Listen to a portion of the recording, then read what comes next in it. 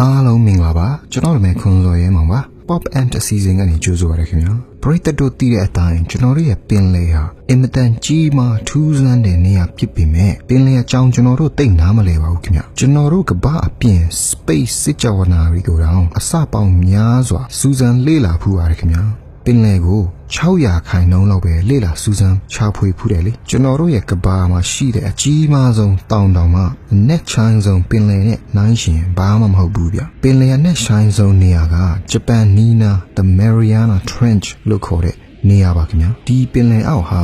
မဲမောင်အေးခဲပြီးအင်မတန်ပြင်းထန်တဲ့ရေဖိအားတွေကြောင့်လေလာရေလှုပ်ဖို့ဆိုတာလုံးဝမလွယ်ကူပါဘူးအဲကြောင့်ဒီနဲ့ချိုင်းလို့တဲ့နေရာမှာရှင်တန်နိုင်မဲ့တတဝါတွေရှိပါမလားနော်ဒါပေမဲ့လေလာခဲ့သမျှလေးထဲမှာတွေးရှိထားတဲ့ထူးဆန်းကြောက်စရာကောင်းတဲ့အကြောင်းလေးတွေကိုတင်ဆက်ပေးမှာဖြစ်ပါတယ်ခင်ဗျာကျွန်တော်တို့ကို sponsor ပေးတဲ့လူကြီးမင်းတို့ကတော့ Golden Star Online Game ကဖြစ်ပါတယ်ခင်ဗျာအခုလောလောဆယ်ချန်ကိုမီ game နဲ့မကြခင်အခြား game အသစ်တွေနဲ့ mix up ပေးသွားမှာဖြစ်ပါတယ်ခင်ဗျာငွေသွင်းငွေထုတ်မြန်ဆန်ပြီးဝန်ဆောင်မှုကတော့ပိတ်ရက်မရှိ24နာရီအထိရှိပါတယ်ခင်ဗျာအကောင့်မှတ်ပုံတင်ချိန်မှာတော့ mix up ပေးသူကုန်းမှာနှစ်လေးလုံးထည့်လိုက်ဖို့မမေ့ပါနဲ့ခင်ဗျာ break တို့အပြင်းပြေ online game လေးကစားရှင်ရင်တော့ဘယ်နေရာမှာမှမကြည့်နဲ့တော့ဗျဒီ game ကို Android ပဲဖြစ်ဖြစ် iOS နဲ့နှမျိုးစလုံးစိတ်အပန်းပြေစော့ကစားနိုင်ပါတယ်ခင်ဗျစိတ်ဝင်စားရင်ဒီနံပါတ်ဆက်သွယ်လို့ရပါတယ် link ချထားပါတယ်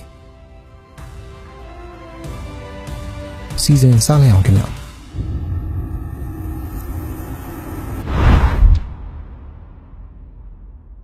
နံပါတ်1 Jack Picard 15 ကီလိုမီတာလောက်နဲ့ဆိုင်တဲ့ကမ္ဘာပင်လယ်အောက်မှာအလင်းရောင်တွေမရှိတဲ့အပြင်အရန်ကိုရေ pressure ဖိအားတွေကလည်းအားပြင်းလွန်းတဲ့အတွက်အသက်လုံးဝရှင်းတန်နိုင်မှာမဟုတ်ဘူးလို့လူတွေအကြာကြီးယုံကြည်ခဲ့ပါတယ်ခင်ဗျဒါပေမဲ့1958ခုနှစ်မှာခောက်တဲ့ဆိုတဲ့လေးလာရေးတင်မောကပင်လယ်နဲ့ဆိုင်ဆုံးမှာအသက်ရှိနိုင်ကြောင်းဖြေထုတ်နိုင်ခဲ့ပါတယ်ခင်ဗျအဲနောက်ပိုင်းသိပ္ပံပညာရှင်တွေပို့ပြီးထူးဆန်းတဲ့တရိတ်ဆန်တတ္တဝါတွေကိုတွေ့ရှိလာခဲ့ပါတယ်ဒီတတ္တဝါတွေဟာကြောက်စရာကောင်းတဲ့ဒဏ်တွေအားလုံးကိုခံနိုင်တယ်လေဗျာ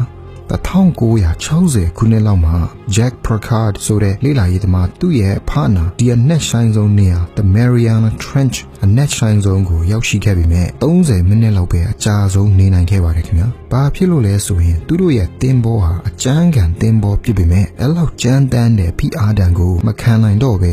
ကွဲလာတော့ကြောင်းအမြန်ဆုံးပြန်တက်လိုက်ရပါတယ်ဒါပေမဲ့ကဘာပေါ်ထက်အစ1000လောက်ပို pressure များပြီးတန်တွေတောင်လုံးထွေးသွားမဲ့နေရာမျိုးမှာထူးထူးဆန်းဆန်းငါးတွေ bacteria ပိုးတွေနဲ့အခြားအဖြစ်မရှိတဲ့တရိတ်ဆန်တွေကိုလည်းတွေ့ရှိခဲ့တယ်တဲ့ဗျဒီတတ္တဝါတွေဟာဒီအရာတွေအားလုံးကိုအရေးမပေးပဲအေးအေးဆေးစွာတွာလာနေထိုင်နေကြတာကိုလည်းတွေ့ရှိခဲ့ပါတယ်ခင်ဗျဒါပေမဲ့ Jack Picard နဲ့သူ့ရဲ့ဖာနာဒီတတ္တဝါတွေတစ်မျိုးတည်းတွေ့ကြုံခဲ့တာမဟုတ်ပါဘူးခင်ဗျဒီနောက်တွေ့ကြုံမှုကြောင့်ပိုနာမည်ကြီးခဲ့ပါတယ်အချိန်ကြာမှ Jack Picard ရဲ့မတ်စုစာအုပ်ကိုလူအများတွေကိုကြီးခွင့်ပေးခဲ့ပါတယ်ခင်ဗျဒီမတ်စုစာအုပ်ထဲမှာပေါ်ပြခဲ့တဲ့ထူးဆန်းရင်ဆိုင်မှုကြောင့်လူတွေအားလုံးကိုထိတ်လန့်စေခဲ့ပြီးအချင်းချင်းဆဲဆိုညင်းခဲ့ကြတယ်ဗျ Jack Picard ရဲ့မတ်စုစာအုပ်ထဲမှာအရန်ထူးဆန်းတဲ့အရာကိုဖော်ပြခဲ့ပါတယ်သူတို့ဒီ Mariana Trench ထဲကိုဆင်းနေတော့တဝက်လောက်ရောက်ရှိသွားတဲ့အချိန်မှာ quote အင်မတန်ကြီးမားတဲ့လင်းထိန်နေတဲ့စက်ဝိုင်းလေရင်ဟာ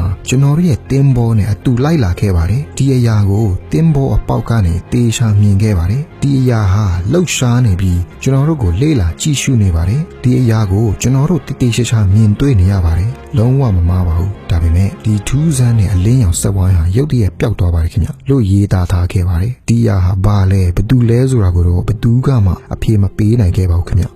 လူတွေအများစုကတော့ဒါဂျိုသားလို့ပြောကြတယ်ဗျအဖြေမရှိတဲ့အရာဆိုရင် favorite ဂျိုသားတွေကိုပဲပြစ်တင်လိုက်ကြတာပေါ့ဗျာဟုတ်ကဲ့ဒါပေမဲ့စဉ်းစားစရာတော့ဖြစ်မိပြီဗျကျွန်တော်တို့ alien ဂျိုသားတွေကိုရှာဖွေတဲ့နေရာမှာနေသလားနော်အပေါ်မကြည့်ပဲအောက်ကိုကြည့်ရင်ဒီဂျင်းကောင်တွေတွေ့နိုင်မလားနော်ဘာဖြစ်လို့လဲဆိုရင်ကျွန်တော်တို့က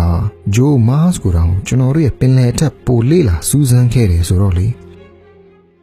နံပါတ်2 barrel fishဒီတရိတ်ဆန်ဟာရန်ထူးဆန်းလို့ကျွန်တော် Photoshop နဲ့ပြင်ထားတယ်လို့တောင်ထင်သွားမယ်ထင်တယ်1939ခုနှစ်ကတည်းကတွေ့ရှိခဲ့ပေမဲ့လူအများတွေကတော့မတွေ့ဘူးကြဘူးဗျဒီတတ္တဝါတွေဟာရေနက်တဲ့နေရာမှာပဲနေထိုင်ကြလို့ပါခင်ဗျ2014ခုနှစ်လောက်မှာရှင်တန်နေတဲ့တကောင်ဖမ်းနိုင်ခဲ့ပြီးဗီဒီယိုရိုက်ကလူအများကို Blue Planet ဆိုတဲ့ TV အစီအစဉ်မှာပြနိုင်ခဲ့ပါတယ်လူတွေအားလုံးအံ့ဩသွားတာပေါ့ဗျာလူတွေက ဒီလိုတရိษံမျိုးရှိနိုင်မှမယုံကြည်လို့လေကြည့်ပါလားဗျာဘလို့မျိုးမှမသိတာသူ့ရဲ့ခေါင်းကကြီးကြီးဗျဒီငါးကခေါင်းကြီးလင်းတယ်လို့ပြောလို့မမှားပါဘူးခင်ဗျလာတော့လာတယ်ဗျဒီငါးမျိုးဟာခေါင်းကကြီးလင်းတော့ဘယ်ဖက်ပဲကြည့်ကြည့်တွေ့ရတယ်ဗျသူတို့တွေရဲ့မျက်စိတွေလည်းတော်တော်ကိုထူးဆန်းနေဗျပရိသတ်တို့ကကျွန်တော်လို့ဆိုရင်တော့ဒီအရှိကဟာတွေဟာသူတို့ရဲ့မျက်စိလို့မားထင်လိုက်မယ်ဒါပေမဲ့အဲ့ဒါကသူတို့ရဲ့နှာခေါင်းတွေဗျသူတို့ရဲ့မျက်စိကဒီကြီးလင်းတဲ့ခေါင်းထဲမှာရှိခဲ့ပါတယ်ဟုတ်ပါတယ်ခင်ဗျာဒီမျက်စိတွေဟာကြီးတယ်နောက်ပြီးမန်ဘလူးလိုမျိုးတောင်ချဲ့အသုံးပြုလို့ရတယ်တဲ့ဗျဆိုပါဦးနံပါတ်3 Goblin Shark ဒီငမန်းမျိုးအစားဟာပြိုင်ဖက်ကင်းပဲဗျရုပ်ဆိုးတဲ့နေရာကိုပြောတာပါအထူးဆန်းဆုံးတစ်မျိုးလည်းဖြစ်ပါတယ်ခင်ဗျဒီငမန်းမျိုးကတကယ်ပဲသူ့နာမည်နဲ့လိုက်တယ်ဗျမကောင်းဆိုးဝါမင်းစားငမန်းဆိုတော့နောက်ပြီးဒီငမန်းတွေဟာနှစ်ပေါင်125မီလီယံလောက်ရှင်တန်ခဲ့ပြီးဗျအခြားတတ္တဝါတွေဆိုရင်မျိုးသုံးသွားကြပြီမဲ့ဒီမန်းစားငမန်းတွေကအေးဆေးပဲဗျဒီအကောင်တွေဟာတိတ်တော့မကြီးပါဘူး23ပေလောက်ကြီးပြီးကီလို200လောက်အလေးဆုံးပဲဗျဒီကောင်တွေရဲ့သွားတွေကငါးများချိတ်တွေနဲ့တူတယ်ဗျအချောင်း115လောက်တောင်ရှိတယ်ဒါပေမဲ့သူတို့တွေကအပြင်းကြီးတွေဗျအစားအစာတွေသူ့နာလာမှဖမ်းစားကြတယ်နံပါတ်4 The Sea Devil Anglerfish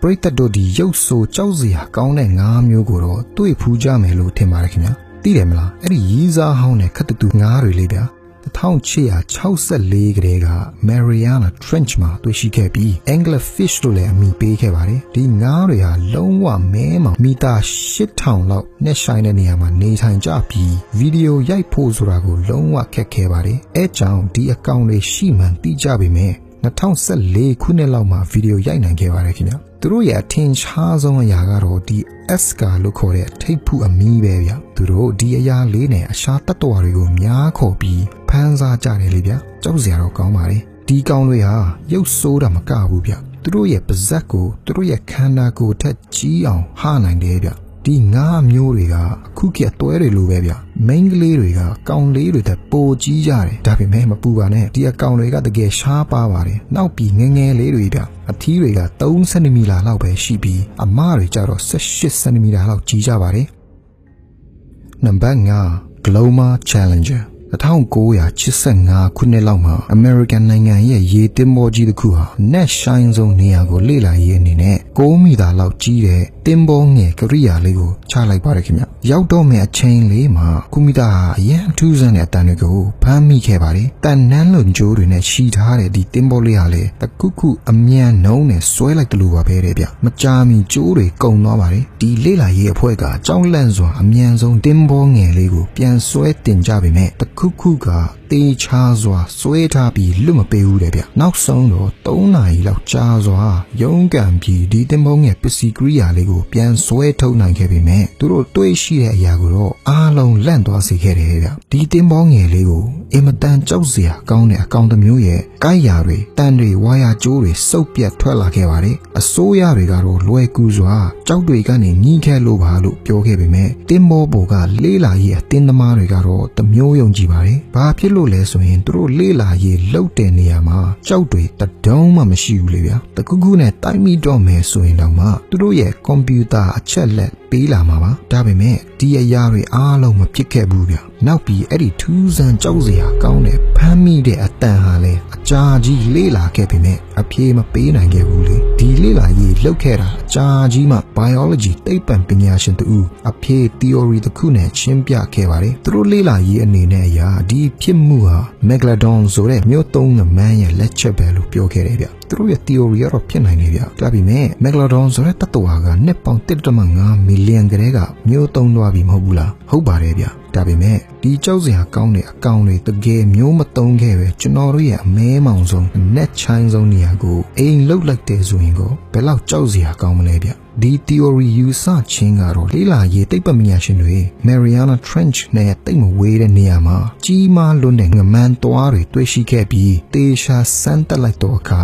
ဒီ Megalodon ရဲ့သွားပဲဆိုတာကိုတေချာစွာသိရှိခဲ့တော့ကြောင်းပါခင်ဗျာ